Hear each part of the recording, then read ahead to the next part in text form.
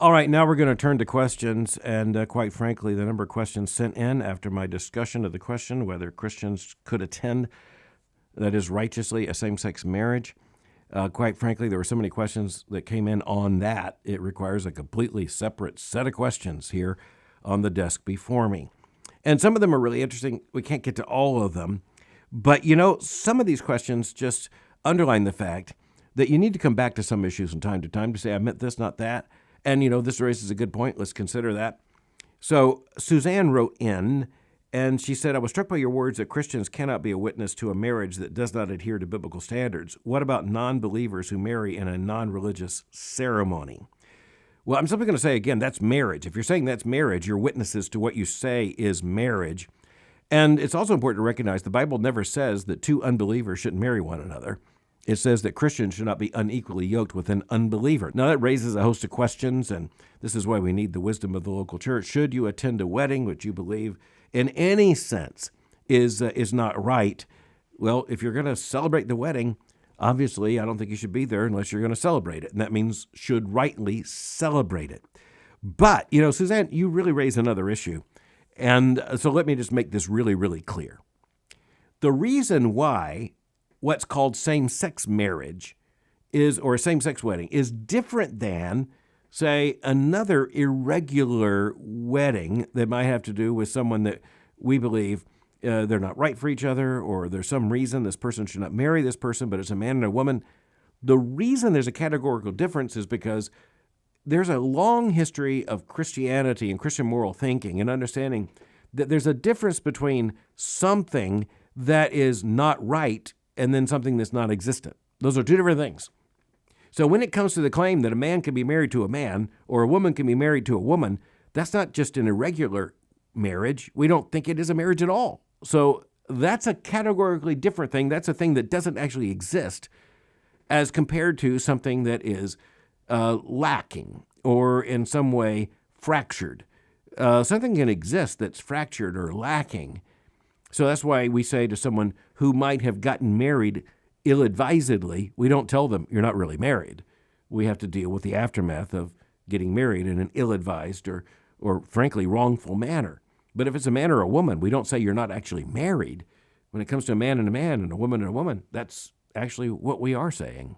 Another listener wrote in and asked the question, why do you use names in some situations and not in other situations? And it'd be very easy for me just to ignore this question. But I think it's a good question, and it's one I need to answer in some sense. I have the practice of using names where I think that's really important to understanding the context of what we're talking about, and quite honestly is really important to the issue. And that often has to do with the fact that someone is trying to leverage this issue in order to bring change to, say, evangelical Christianity or the Southern Baptist Convention, go down the issue. In that case, I think I have to use the name.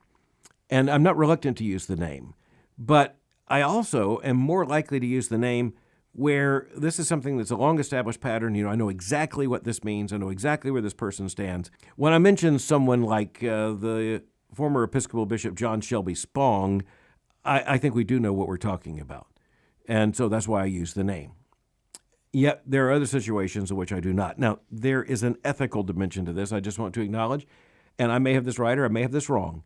But I will simply tell you that as an ethical issue, I do not feel I should use names when I am personally involved in some kind of conversation or in some kind of decision-making or bear some responsibility for dealing with an issue. I think at that point it is wrong for me to use the name, certainly until there's some kind of final adjudication on this. So that's the line I try to walk. I'm sure I walk it imperfectly at times, but I try to act with integrity and not violate what I believe would be wrong. I don't think one, as a Christian minister or a Christian figure, can simultaneously act in some issues or be involved in some issues, and on the other hand, speak publicly about those issues in a personalized way.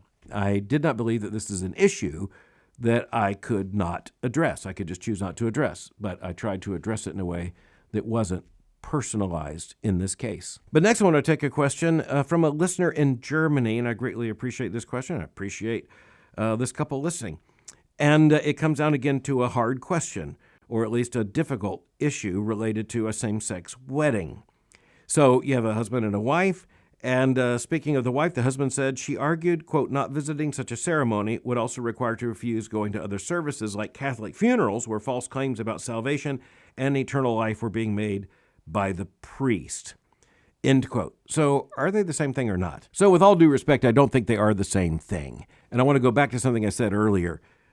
One of the categorical issues about what's called a same-sex wedding is that we don't actually believe that a marriage is the result. We believe that false claims are being made about what is happening.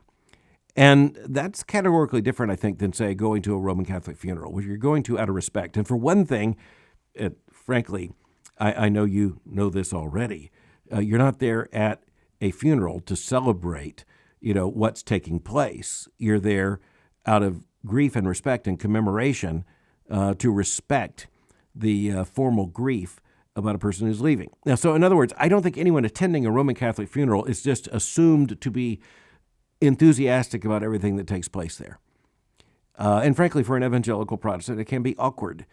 But I think most people understand that Catholics may attend Protestant funerals, or for that matter, a Protestant wedding, without believing they're violating their conscience. And I think Protestants can attend a Catholic wedding. We don't even believe it's a sacrament, but we can attend a Catholic wedding, say with our neighbors, without violating our conscience, because that's not what we're validating. We're validating the rightness and the legitimacy, let's put it that way, the legitimacy of the union of this man and this woman. And whether it's a Catholic priest or a secular, say, state agent, justice of the peace, or a Baptist minister, the fact is we believe that the marriage, insofar as it exists as a legal fact, that it's equally valid. So I would say to my German listeners, again, thanks for listening and thanks for a smart question. I would just say that the context here is whether or not you're implying the righteousness of something that's wrong, and I don't think attending a funeral actually entails that, certainly not automatically, or whether it entails the rightness of something we believe doesn't even exist and is profoundly wrong.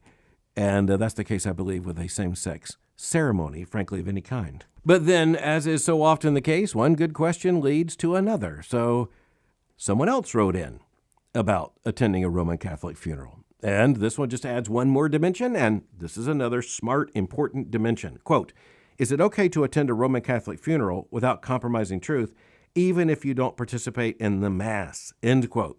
What a fascinating addendum to the question. And I want to come back and say, hey, Taylor, here's the deal. You got it exactly right, I think, about attending the funeral but not participating in the Mass. I think those are two very, very different things. And I'll say there are circumstances in which I would attend a funeral in that context, but I would not participate in the Mass in that context. I think those are two very, very different things. And wow, that's the kind of thing we need to think through. So again, I appreciate the question. Another good question, and frankly, just a really practical question, was sent in by a listener who said, okay, I get it.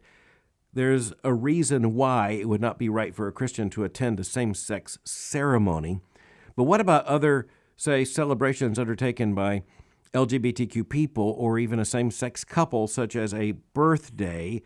And, I want to come back and say, I don't think it's wrong, unbiblical, compromise in any way to say happy birthday to anyone almost any time. Love of neighbor does mean that we want to talk to our neighbors, and when our neighbor has a birthday, there's absolutely nothing wrong with saying happy birthday or even having a piece of birthday cake, because there's absolutely nothing wrong with the birthday.